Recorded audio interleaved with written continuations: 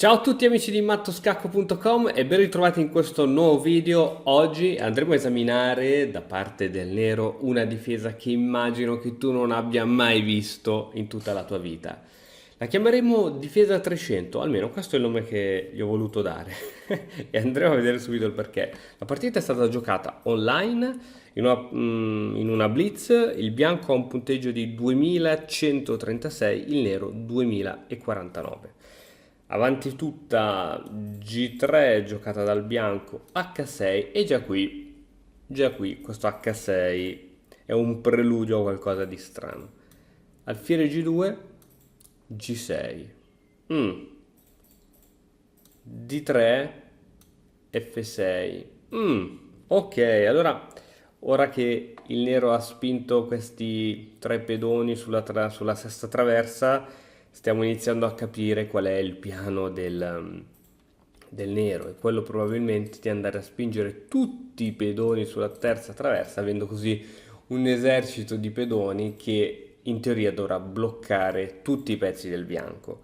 La strategia è chiara del nero, è quello di giocare in pre-move. Pre-move cosa vuol dire? Che mentre sta pensando il bianco, il tuo avversario, tu dai già al sistema l'obbligo di fare una mossa automatica, no? E quindi giochi istantaneamente senza perdere neanche un secondo sul proprio orologio. Questo sicuramente ti fa guadagnare tempo sull'orologio, ma è anche una mossa rischiosa perché in effetti non potrai mai essere sicuro al 100% di cosa potrà fare il tuo avversario. Ma continuiamo a vedere com'è andata la partita.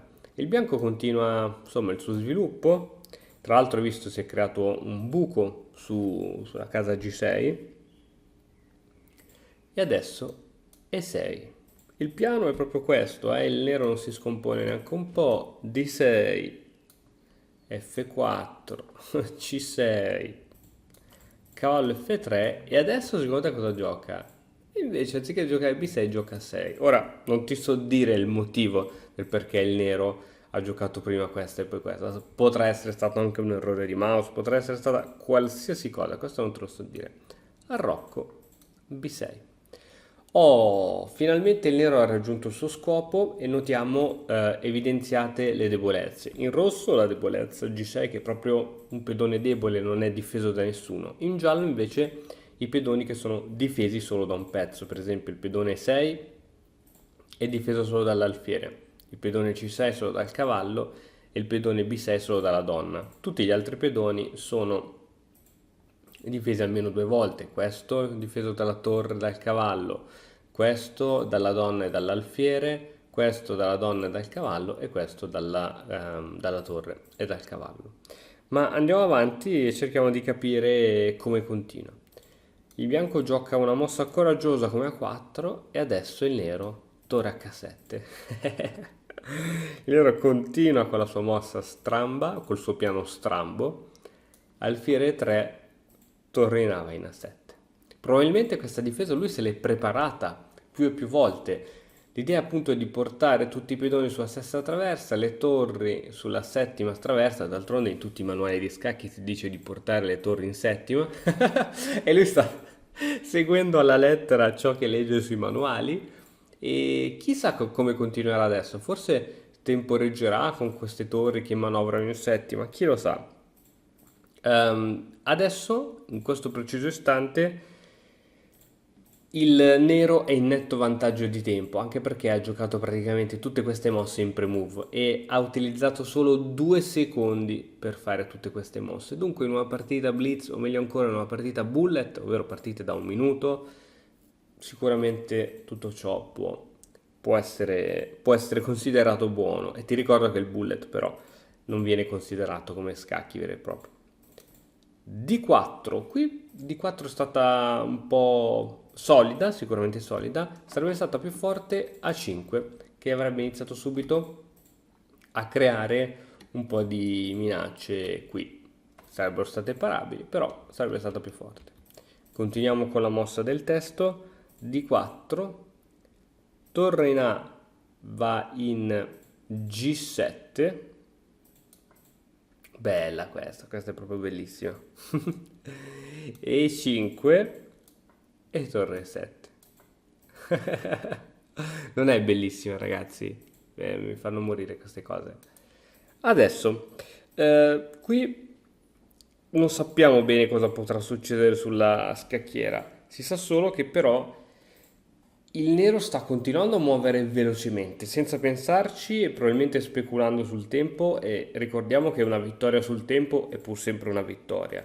Ma il bianco qui ha più possibilità, perciò inizia a giocare e per D6, il nero risponde con donna per D6, scusami, ho sbagliato, donna per D6, cavallo in E4 minacciando la donna si ritira in D8, C4 portando anche gli altri pedoni all'attacco, torre in E va in F7 e B3. Ok, commentiamo. Il bianco qui cerca di giocare velocemente e giocando velocemente rischia di fare un po' il gioco del nero, cioè quando un avversario in una partita veloce ti fa un'apertura che non esiste, perché questa non esiste, e vieni anche un po' innervosito e dici ma cavoli, cioè c'è il mio avversario che sta perdendo tutti i tempi, sta facendo mosse di torri del cavolo. Praticamente deve ancora sviluppare tutti i pezzi, io invece ho già arroccato, ho il controllo del centro, ho i pezzi sviluppati bene, però com'è che non riesco a vincere? Qui il computer dà un vantaggio di più 2,5 al bianco, che è un vantaggio. Però in effetti come si fa a sfruttare questo vantaggio? Ci vuole la calma e bisogna trovare solo il momento giusto. Adesso, dopo B3, il nero gioca torre C7, continua a scorrazzare con le torri, donna D3, torre B7 e cavallo C3. Cavallo C3 che sembra una semplice mossa di ritirata, in realtà scopre l'attacco sul punto debole G6, che è un punto debole dall'inizio della partita. Quindi il bianco finalmente sta creando la sua prima vera minaccia della partita.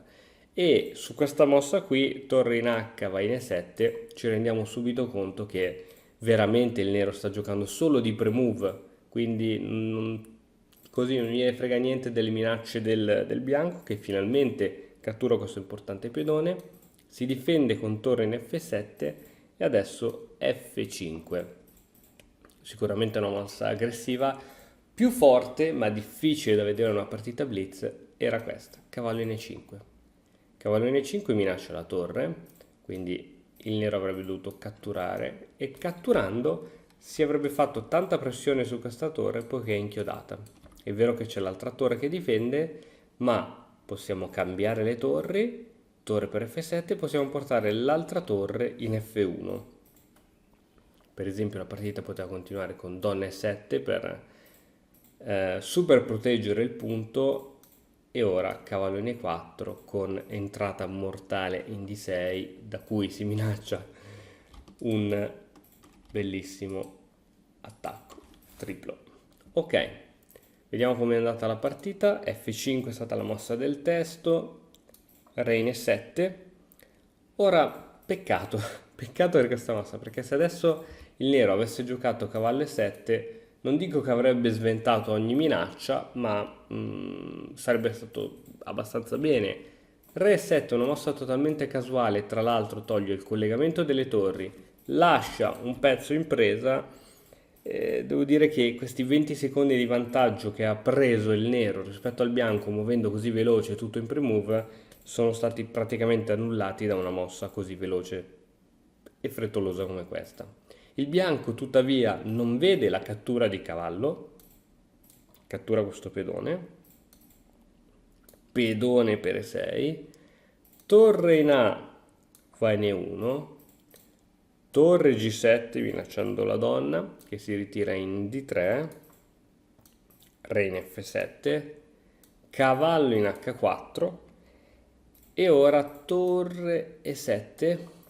Ok, qui ora praticamente, non so se vedi, ma il re praticamente si è autoincastrato. Le uniche case di fuga che ha sono questa, poiché questa non ci può andare perché è protetta dal cavallo e dalla donna. Quando il re è così nell'angolino escono fuori i piani per dare matto. Semplicemente alfiere F3 con l'idea di andare con l'alfiere in H4 e mattare.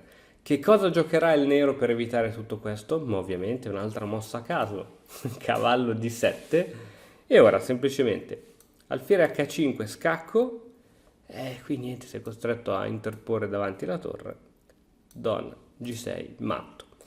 Morale della favola, il nero ha concluso questa partita perdendo solo 6 secondi sull'orologio. Il bianco l'ha conclusa perdendo 30 secondi sull'orologio, ma ha vinto, devo dire, la partita in 27 mosse. Per dare quindi un'idea finale di questa difesa, non è malissimo, appunto perché ti permette di essere veloce, perché puoi giocare tutte le mosse in pre-move. Forse con un po' di attenzione sicuramente la si può giocare in una blitz o meglio ancora in una bullet, però bisogna fare molta attenzione soprattutto a questi punti deboli. eh? Va bene, se giochi una difesa del genere, mandami qualche partita e per trovare il mio contatto email basta che vai su mattoscacco.com nella sezione contatti puoi provare a spedirmi la tua partita che la analizzerò molto volentieri.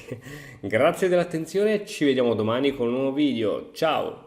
E ora per continuare che cosa posso fare? Beh, innanzitutto ti consiglio di iscriverti al nostro canale in modo tale da non perderti le nuove video lezioni. E poi puoi vedere il video che è stato più cliccato in questa settimana. Ci vediamo, ciao!